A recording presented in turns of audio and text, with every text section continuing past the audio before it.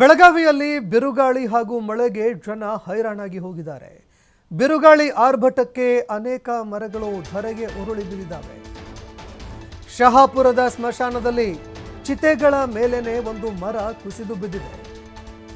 ಇನ್ನು ಸ್ಥಳಕ್ಕೆ ಪಾಲಿಕೆ ಮಹಾಪೌರ ಮಂಗೇಶ್ ಅವರು ಭೇಟಿ ಕೊಟ್ಟಿದ್ದಾರೆ. ಮಂಗೇಶ್ ಪವಾರ್ ಅವರು ಭೇಟಿ ಕೊಟ್ಟು 2 ದಿನಗಳಿಂದ ಬೆಳಗಾವಿಯಲ್ಲಿ ನಿರಂತರವಾಗಿ ಮಳೆಯಾಗ್ತಾ ಇದೆ, ಗಾಳಿಯ ಕಾಟ ಇದೆ.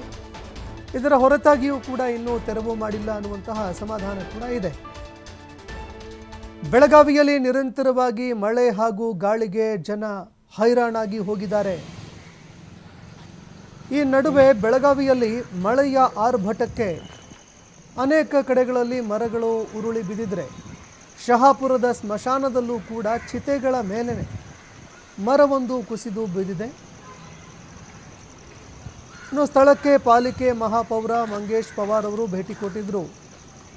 ಭೇಟಿ ಕೊಟ್ಟ ಬಳಿಕ ಸ್ಥಳದಲ್ಲಿ ಪರಿಶೀಲನೆ ಮಾಡಿದ್ದಾರೆ. ಇನ್ನು ಅದೇ ರೀತಿಯಾಗಿ ತಕ್ಷಣವೇ ಇದನ್ನ ತೆರವುಗೊಳಿಸಬೇಕು ಅಂತ ಸ್ಥಳೀಯರು ಈಗ ಆಗ್ರಹ ಮಾಡ್ತಾ ಇದ್ದಾರೆ.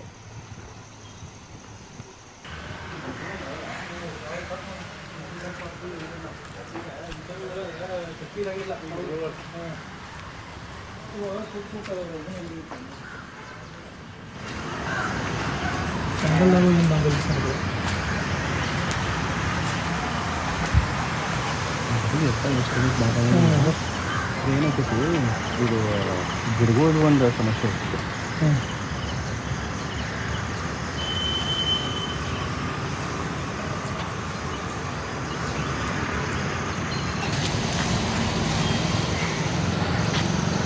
ಸರಿ